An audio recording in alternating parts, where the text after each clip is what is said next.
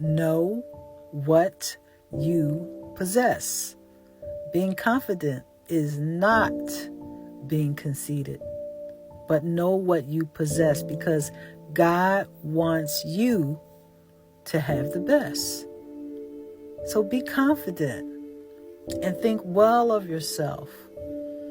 Don't focus on what people think of you. You are supposed to think well of yourself because God thinks well of you. We have nothing to prove to others, but only focus on what God thinks of you. Don't focus on what people think of you. Focus on what God thinks of you. There are people walking around with self-doubt and low self-esteem and fear, and they are filling voids up with